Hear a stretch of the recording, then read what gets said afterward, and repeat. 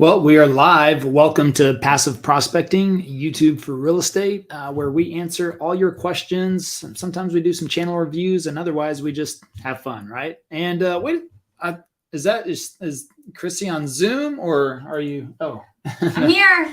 We got Chrissy in-house today in studio, and she's visiting us from Georgia, which we had our Q3 planning meeting yesterday. So spent about 8 hours in the dungeon going, setting all our goals and tasks and things that we got to do for Q3 for each department and each company. So what'd you think about that? Did you have fun? I always love our planning meetings. I get pumped every time that we get done with those. I actually was asking Emily this morning when the next one was. So trying to get it on the calendar already. They'll be scheduling it soon, yeah. I'm sure. It's usually the same week. So it'll be good. So all right, well, we see several of you out there already. So thank you for joining us today. Make sure to give us a thumbs up. And if you're not subscribed, make sure you're subscribed. But also, we're here to answer your questions.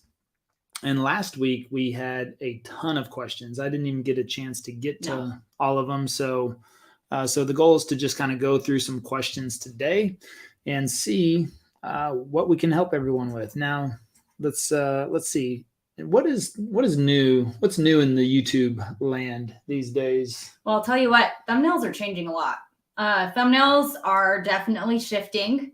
We're seeing a lot of improvement when you're changing the thumbnails, even more than before. We're noticing a huge jump in the click-through rates when you're actually changing up your thumbnails, doing things that are different, still following our rules, but making it chicer, sleeker, more colorful, more contrast, that type of thing.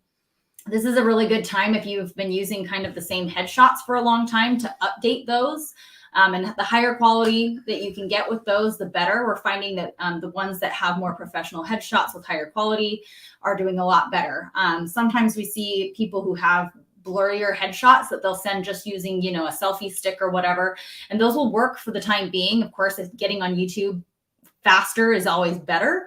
But if you have a little bit of steam behind you and you have a chance to sit down and do some new thumbnails for yourself, some images, the expression shots that we talk about, that's making a big impact right now. So I would say thumbnails are really important right now. They always have been, but really we're seeing a huge shift in how thumbnails are being done. And, you need to get creative, especially since a lot of people are entering this space and we have a lot of people who are following the templates that we put out there, and a lot of people are kind of doing the same thing. So if you can switch it up and still follow the guidelines, you're going to do really well.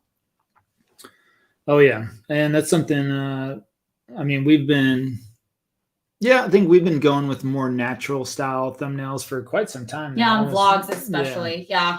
For the last 8 or 9 months. And something we talked a little bit about later last year. But otherwise, the thing is that colors definitely matter. And according to some books out there, YouTube Formula in particular, I believe they talked about thumbnails being 70% of the I'm not sure exactly how you measure that, but 70% of the success on YouTube, right? Just getting the click. And of course, you have to get the click to be able to get the view in the first place. And we've always talked about thumbnails.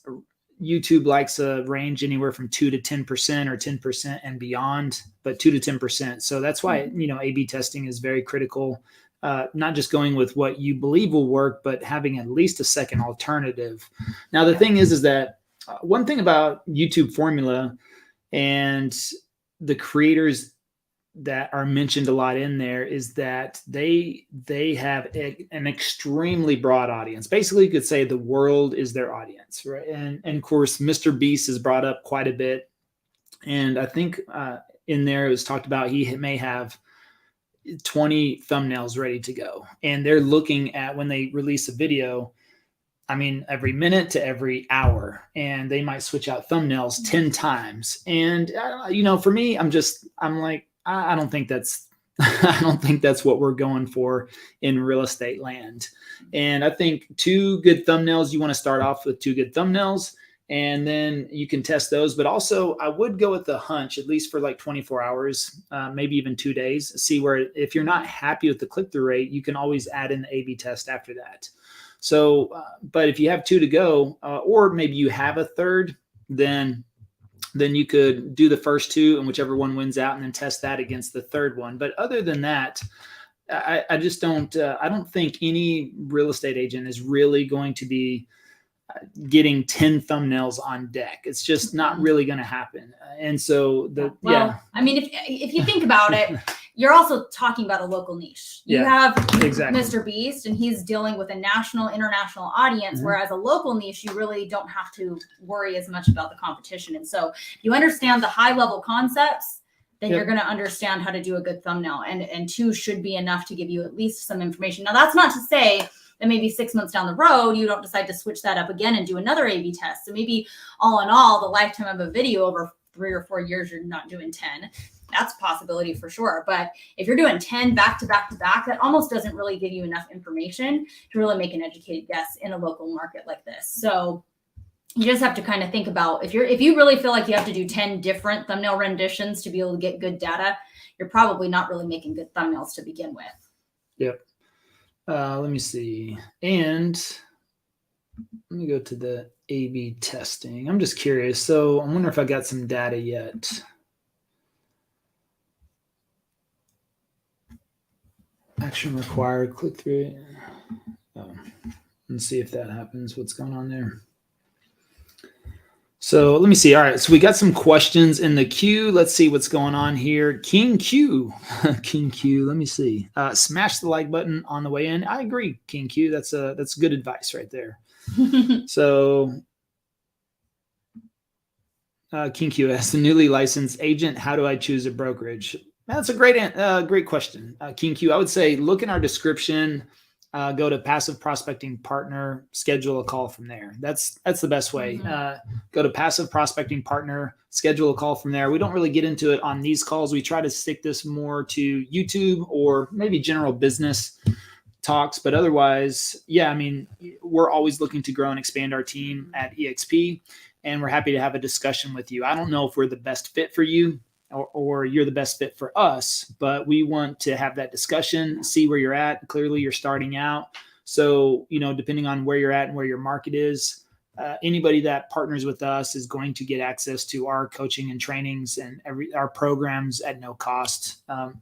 Asterisk, other than editing. Editing is a hard labor cost. So that we can't just provide for free, but wish we could. Yeah, all the digital trainings, everything we've done online, that we open up the doors for that for our partners, so that the goal is to help them be as successful as possible in their market. The same thing with our program clients. So for those that are already at EXP or don't want to join, which we realize not everybody wants to join EXP, then that's why it's there for purchase. So they can still be successful in their market and do what's best for them. I would never hard sell anybody. I just ask questions and try to help people think differently, really is what it comes down to in general. So, you got to just look at those. And I think that's a private conversation because we want to understand your situation, what's going on in your world. So I think that's just, feel free to schedule a call in the description below or go to passiveprospectingpartner.com and you can do that. And let's see, Heidi, what's up, Heidi? Phoenix, AZ, local living. Like awesome that. Market. Yep. Is there a strategy around how often to post shorts in alignment with long form content? Well, I'm like, that's kind of like it's a loaded question. The chicken or the egg, almost. It's like chicken or egg. I mean, what I do believe is that you can incorporate shorts. I probably wouldn't post them the same day as your content. There's really two main ways that you can use shorts on YouTube, and that's either record them to upload, or you could repurpose content, or you can actually clip it from the long form content. So if you were to clip it from the long form content, I think what YouTube really wants you to do on there is to post maybe the day after, and that way you publish the long form video, post maybe 1, 2, or 3 clips the next day that are clipped directly from that. And I'm not sure because I haven't done that myself. I know, have you done that from our videos? Oh, yeah. Okay. So can you still edit them, or is it just like you're just looking for a snippet? Meaning like Can you Like if still- I publish a video today, pros and cons, tomorrow, if you go inside YouTube to clip the shorts. Oh, you can. I mean, we've done that before. I really prefer to just pull it and do it on an editing software because I think that the results are better rather than pulling it directly from the content. I mean, the benefit of doing it from the content on YouTube is that it will direct back to the long form content.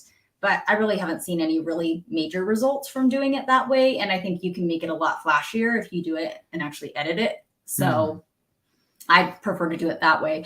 I will say this. Shorts need to be, and I tell this to people all the time, shorts need to be a support to your long form content and not your long form content being a support to your shorts. So whatever you're doing there, just have that in mind. And so if you want to do a lead up to the new video, not a bad idea. If you want to do something after the video, but it should be as a purpose to promote the long form content. So I wouldn't start shorts too soon. If you have a brand new channel, I would really advise you to probably wait 30 to 60 days before starting shorts, just because you want to get some hard data on what people are actually looking for. It will help you make better shorts. And that way you're supporting the long form content and not going the opposite direction. Because that's where I find that people kind of tank their channels, is that they start trying to follow the little shiny objects that come with shorts. Because shorts really, I mean, they're just kind of a fluke sometimes. You know, you can get crazy views on something that's just absolutely useless. And then you'll get a few views on something that's really, really awesome. You know, so you just kind of have to go after it that way. There is value to doing it, though. It definitely will bring in some some subscribers for you. And I think it can be very beneficial to just add some extra snippets to your channel, add some little extras. I mean, it's a great option to go in and maybe do, you know, if you are one of those people that really wants to highlight a local business, shorts are a great way to do that. You know, it's not spending too much time on it in a long form video. It's kind of adding to what you're already talking about in another video. So say you release a Frisco vlog and you did this whole vlog about $400,000 houses in Frisco, Texas.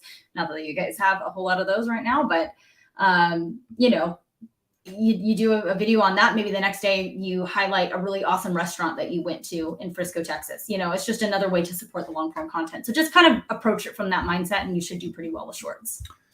Yeah, let me show you real quick on, and the other thing is that I think what you want to do is you want to uncheck to notify subscribers if you plan to do high volume on shorts. So if let's say you're going to publish 2 videos a week and you're going to publish shorts 3 days a week, I would probably just uncheck that box to notify subscribers and then let them kind of get out there and work on their own. So if I share screen, it should be, should be there. So if we look at some stats on here, I mean, the other thing is you want to optimize them as well, because if you look on our channel, for example, like in the last 28 days, we've had 7,800 views on shorts, and we're not even consistent. This is 2 different experiments we've done with shorts. So we've published shorts in 2 different batches, and it's still working. So there is the evergreen component, but look at the #1 driver in the last 28 days is YouTube search, almost 70%. So shorts are searchable, which is what caused me to experiment the second time in November. Actually, we were writing our Amazon #1 best-selling book in 3 different categories, by the way, passive prospecting, which is this one right here.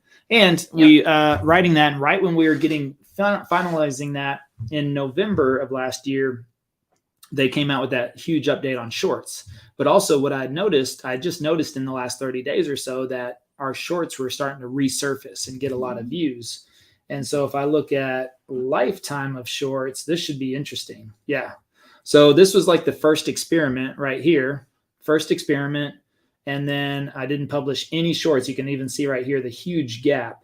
And then second experiment, and you can see we definitely got some views, you know, even up to 3,600 views in one day on some shorts. And that's the thing, is it can spike your viewership, but look at the growth. It's a little bit harder to see because of the huge spike, but it's still steady growth. But even look at after that second publishing, because we did things a little bit more intention, a little bit more search based, that, you know, it's still having some good growth. And it's still, getting us almost 300 views a day additional from just those 2 little batches.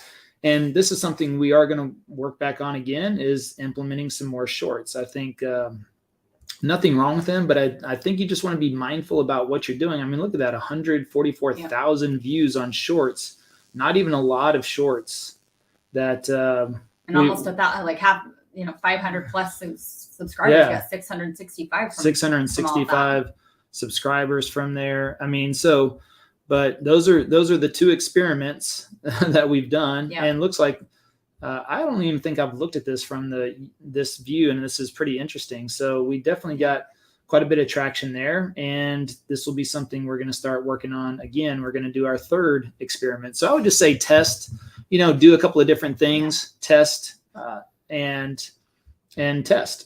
Yep. Just do another test. Yeah, just approach it again from just supporting that long form content though, and you'll have better results, because again, with shorts, they can be flukes too. And so you don't want to get too excited about 3,000 or 4,000 views and think that that's like going to be the magic strategy for you.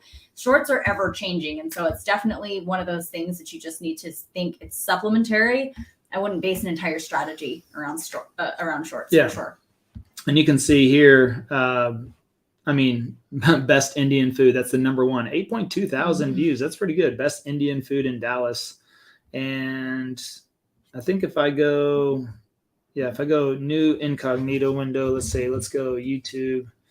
And then I go see, like, Mr. Beast shows up on the homepage on an incognito window. So that's, again, what we're talking about. He's working on, he's got a global audience. It's highly unlikely Dallas, Texas real estate video is going to show up on the homepage of YouTube. I'm not saying it's impossible, because I believe everything is possible. But let's see if we say best. If somebody's looking for food in Dallas, I'm just curious to see what pops up. Oh, there's our short right there. So number one. Wow. So I haven't checked on that recently.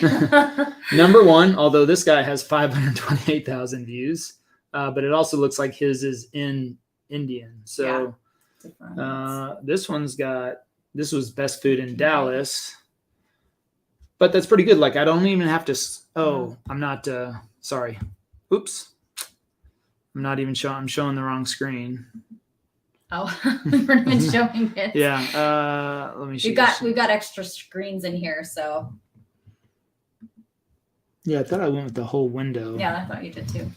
So anyways, I pulled up incognito window. So sorry, you didn't know I have a clue what I was talking about. Search best Indian food in Dallas, and our short popped up right here. It's the top short, or it's the number one listed short, and it's the nice little thumbnail. So let me see if I move that away. Now it's just picking. Maybe I got to pick screen. Hold on. Oh, entire screen. That's it. Screen 2. I was picking the wrong thing. Okay, entire screen.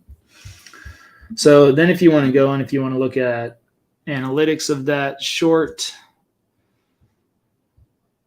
let me see. Yeah, and you can see this is whenever they made short searchable right here. Mm-hmm. See that huge takeoff. And it's still going. Still going. And let me see.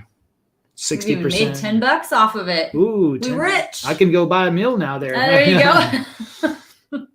I'm pretty good. So let me. And what is this? 31 seconds. But this was something really simple.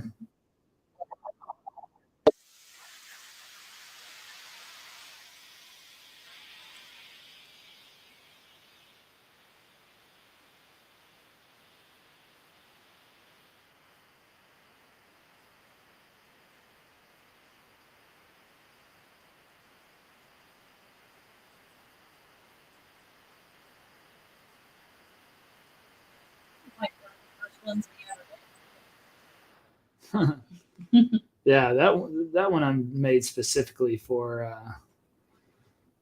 But I wonder if that's whenever I go into the pitch, if that's where the drop off is. Yeah, probably is. It is exactly where that happens. Yep. So and again, that was the first experiment of over a year ago. Oh, when more than that. It was probably March 24th. Yeah.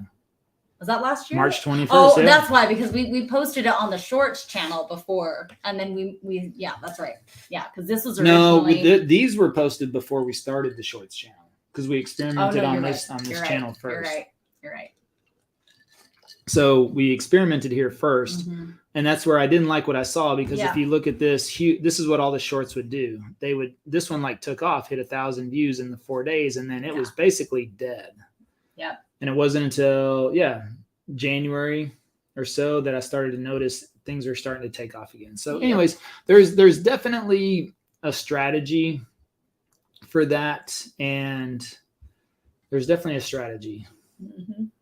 So there's definitely a strategy. All videos, all shorts. Yeah. So you add that with videos, yeah, over 1.9 million, no, over 2.1 million views. Mm-hmm. So anyways, dum. So hopefully that helps out a little bit. Let's see, relocating to Raleigh, North Carolina. Hi, Levi and Chrissy. How do you feel about niching on your YouTube? I'll explain that a little bit. I mean, niching down, how far are you planning on niching down? Yeah. Can you give us a little clarity on that? Let's see. What's a good length of time to do A/B testing before you say, okay, this thumbnail is best, or okay, it's no, the thumbnail is the content? Until statistically significant. Yeah, and well, be sure to only test one thing Yes. at one time. You only want to test a thumbnail versus a thumbnail, and whenever you test that thumbnail, you only want to test one thing on that thumbnail. Then if you want to go to title, go to title. Yeah. And yes, if you're not getting anything from there, maybe it's the content. Yeah. It could be the content. So just something to keep in mind, and just always test one thing at one time. Yeah. You have to have a control in place. Otherwise you can't tell what's actually making the change. Yep. So let's see here. What's Bossier City? What's up? What's up, Robert? How are you doing? Passed the LA real estate brokers exam a couple of weeks ago. Named the brokerage living in Shreveport. Nice. Very nice. Shreveport, Bossier City. There you go. Very Congratulations. Congratulations. Let's see. Austin Beach. Love the content. Looking to start YouTube in my market and build a channel in a similar time frame as you. How do you stand out if your market is already saturated with other agents making content? Oh, there's a couple ways. Well, be careful not to use that word saturated. How many other Austin beaches are there in that market?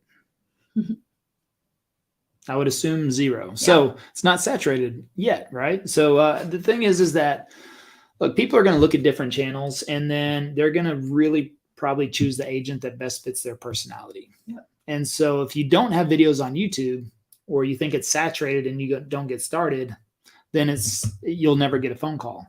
But if you create content, and if you publish more often or make better content than everyone else on there, you're giving yourself a much better chance to get phone calls. But also optimize better. Yeah, and optimize. Yeah. Because you want to be able to show up in search. I mean, that's something that we really focus on, is the optimization. So the thing is that you want to get ranked, and that's all on the back end. So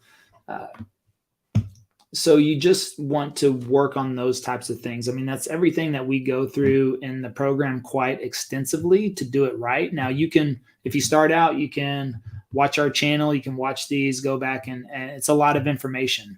And you could kind of piece that stuff together, but it'll be a little bit more difficult. But otherwise, just work on creating the right content, the thumbnails, the titles, the SEO, the optimization. I mean, all that matters, because there could be other videos there. It doesn't mean that they're optimized correctly. It doesn't mean that they're going to, rank number one as soon as, you could come in and publish, and we do it all the time, and come in and take number 1, number 2, number 3 spots. And we do it in other markets as well.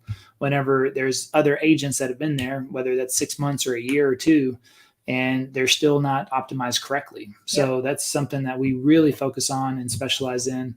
And so optimize your videos, and you should be okay. And the thing is you've got to create videos. Now, also look at how many videos per week is everybody in that market publishing. If they're only publishing 1 or 2, then you should do 2 or 3, in my opinion.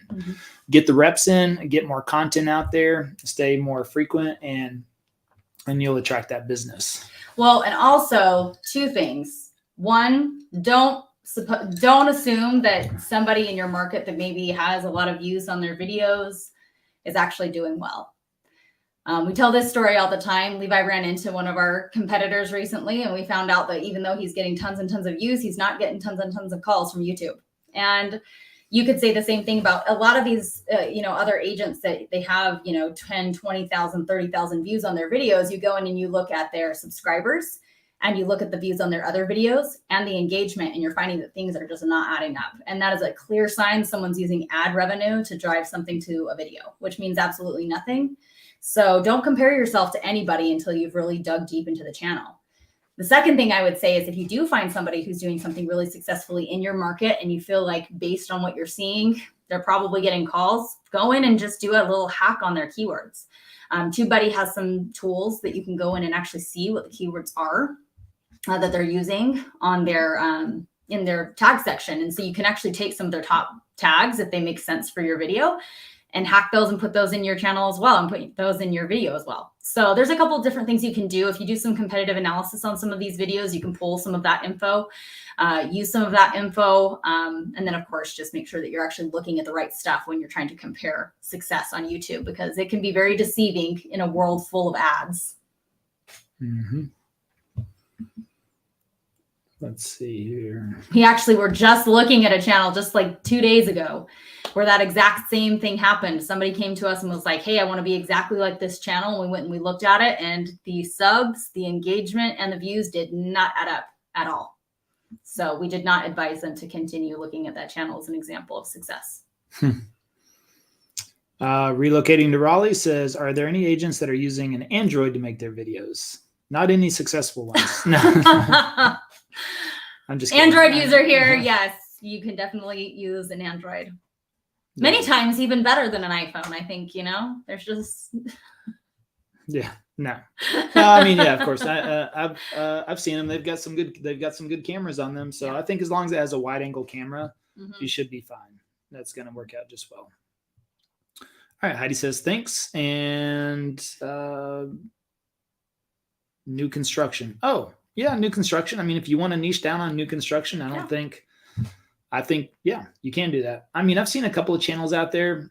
I still don't get it. They just do some new construction walkthroughs. That's all they do. Yeah. They got a ton of views. Now, I don't know the full story. I don't know if there's ad spend behind that because builders will be probably happy to contribute ad spend to your channel. So just sometimes, again, like Chrissy said, there's a lot of views there, and I'm looking at the video and I'm like, nothing exciting. They're just flipping the iPhone around and just walking through there, and they're getting a lot of views. So I don't know the full story, but from the outside, those look like they're very successful channels, and some of those only focus on new construction.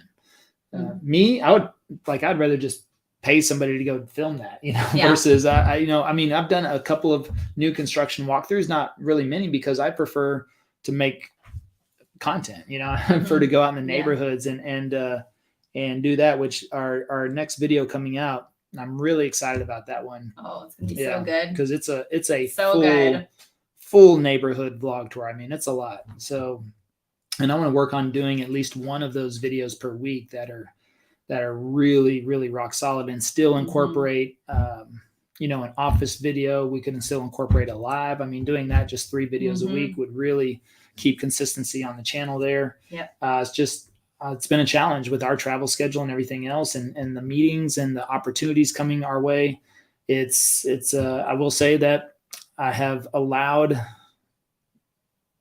my consistency, although we're still publishing every week. For the first 2 years, I was 3 videos every week, and it's just to the point where I kind of backed off a little bit of that, but it happens. But we're still getting at least 2 videos a week out on the channel. But again, we're gaining traction and momentum. We're growing. I know our sub count and everything. It was I've seen a few share their channel statistics, and I know that our sub count and view count is much higher. So even if we back off a little bit, but that's why you want to build up that momentum. So when things come up to where we're traveling and speaking a lot, and so it takes time away. Plus I moved into a new house over the last month. I mean, that's really kind of the big hindrance. But we're lucky because we have team members too. And that's another thing to keep in mind is as you grow, You're going to have opportunities to have other team members come in and do videos. I mean, we have Betty coming in and doing videos. Travis will pop in and do a video here and there too. So, I mean, it's a really great thing if you can get a team involved, and that should be a goal.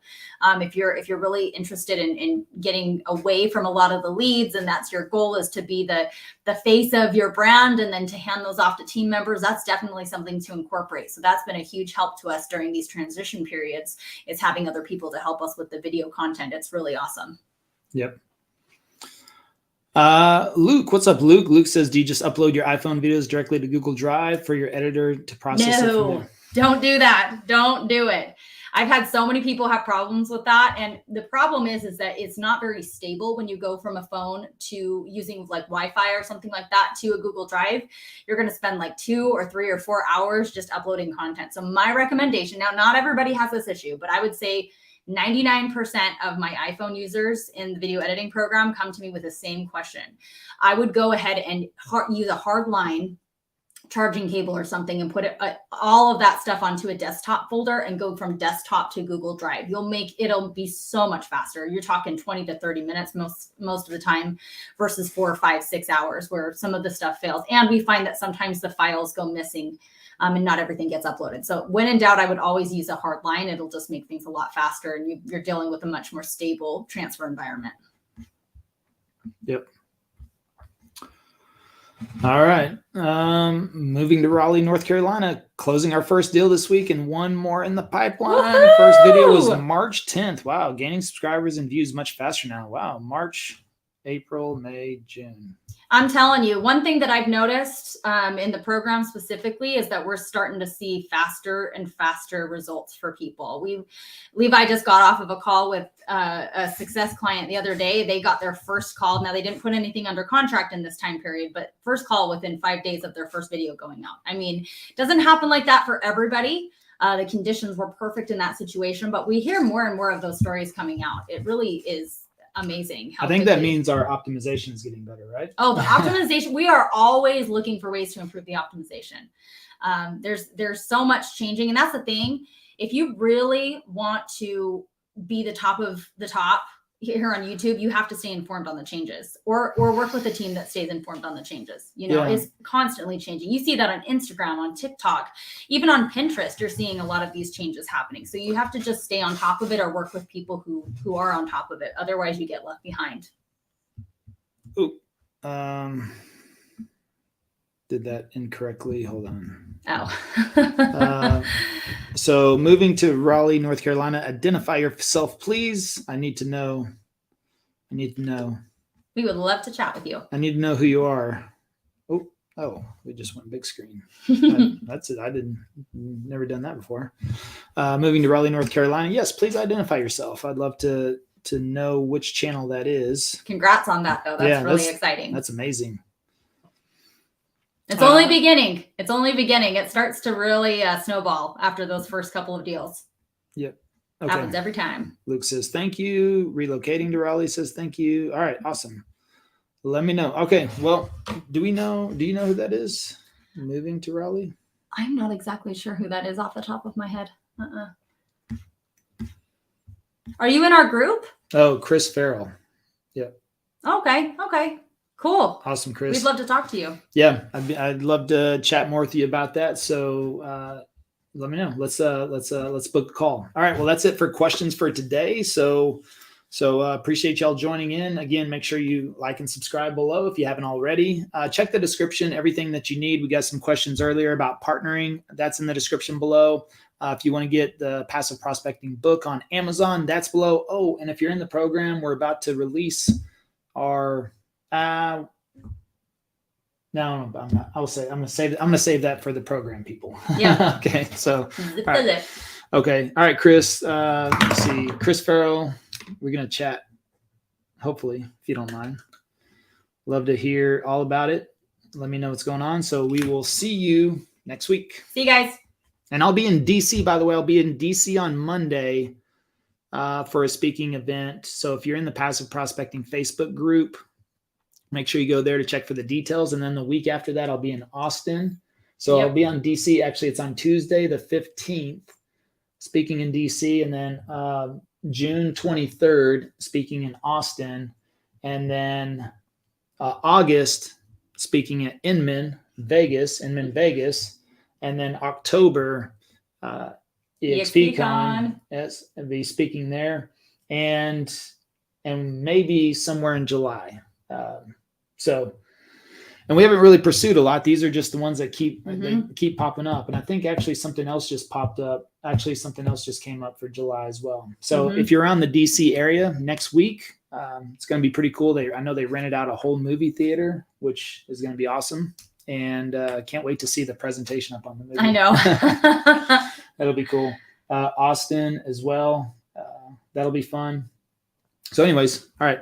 Thank you all. Yep. Thank you. All right. Let us know next time. We'll see you next week to answer more of your questions, maybe do a channel review or two. So until next time. See ya. Bye.